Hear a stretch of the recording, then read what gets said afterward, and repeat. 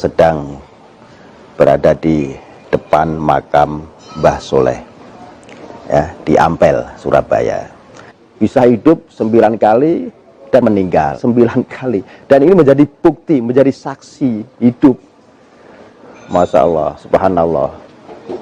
Ini para GSP, katanya Pak Hamim sebagai abdi dalam dari Ampel, ini kalau dilihat secara mata batin bisa tembus ke Mekah. Benar Pak? Ya. Karena ini kondisinya kayak gini nih, kalau diketok, nah ini kan suaranya seperti ini bekas lubang ya. Nih aslinya ini nih, karena ditutup ya Pak Hamim. Nih, nah kalau ini yang asli temboknya nih, tuh beda suaranya. Kalau hari Jumat sama hari Raya, dia itu mau ke Mekah. Sholat Jumat di Mekah itu rajin. Lubang tembus ke Mekah.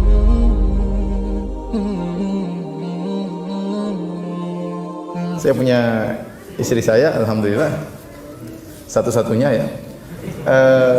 13 bersaudara. Satu meninggal, ya.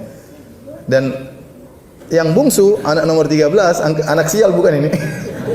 Yang terakhir nomor 13. Alhamdulillah belajar di Madinah, alhamdulillah hafal Quran ya.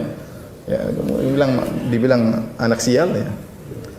Oleh karenanya banyak hal yang aneh-aneh yang tiba-tiba muncul di masyarakat.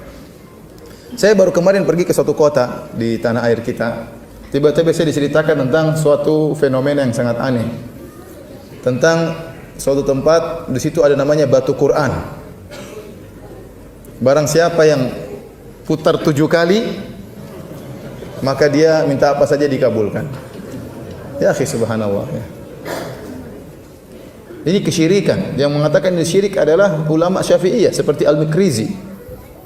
Termasuk kesyirikan dalam perbuatan, kata beliau, adalah tawaf selain di Ka'bah. Orang-orang datang berbondong-bondong meyakini hal tersebut. Dari mana keyakinan ini? Cerita konon dan konon. Tanya-tanya gimana ceritanya kisah batu Quran ini? Ceritanya adalah salah seorang wali dari kampung mereka pergi berhaji. Tatkala sampai di haji, dia mungkin pergi naik kapal, kemudian zaman dahulu waktu pulang dia tidak lewat jalur biasanya. Waktu dia pulang dia masuk di sumur Zam-Zam. Demikian saya dengar ceritanya. Dia masuk di sumur Zam-Zam, kemudian dia tembus sampai ke kota tersebut di tanah air. Tatkala dia sampai di tanah air Zam-Zam bocor dari Mekah itu, bocor keluar. Maka dia khawatir jangan sampai nanti jemaah haji kekurangan apa? Air Zam-Zam. Maka akhirnya dia mengambil Al-Qur'an, ini kisahnya. Dia mengambil Al-Qur'an, kemudian dia tutup Al-Qur'an tersebut, dijadikan penutup air tadi supaya tidak keluar lagi. Setelah Al-Qur'an diletakkan, tahu-tahu Al-Qur'an tersebut menjadi batu. Namanya batu apa? Quran. Subhanallah, itu ceritanya. Ya. Kasihan ngebor jauh sekali. Sampai sekarang saja pemerintah Arab Saudi belum ngebor dari Mekah sampai ke Madinah. Sampai sekarang masih diambil air secara manual. Antum kalau pergi ke hajian atau umrah, antum bisa turun di tempat parkir nomor 5. Ya. Di situ antum lihat banyak trek-trek seperti trek-trek minyak Pertamina itu ya. Itu ngedrop air dari Mekah sampai ke Madinah. Belum dibuat, atau kita perlu kasih tahu pemerintah Arab Saudi sudah ada bor sampai ke tanah air. Ya. Luar biasa. Tapi masyarakat menerima dengan mudahnya. Ya, menerima. Ya akhi, subhanallah. Ini dari mana seperti ini? Ya.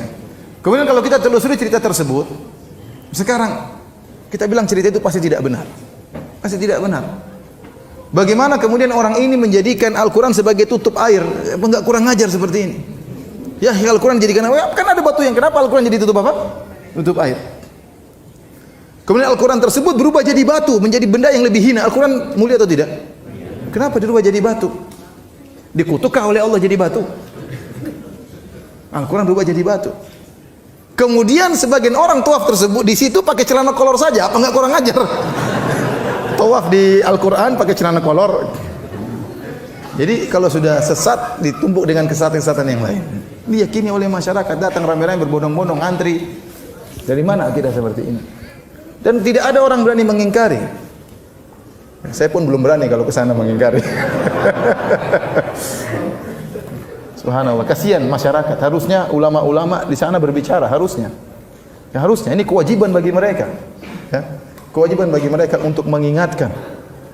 Ya, jadi kalau kita mau telusuri keyakinan yang tersebar di masyarakat sangat banyak dan tidak ada dalilnya dari Al-Quran maupun Sunnah Nabi Sallallahu Alaihi Wasallam. Sebelumnya saya pernah pergi juga di suatu kota di tempat yang lain di Jawa juga.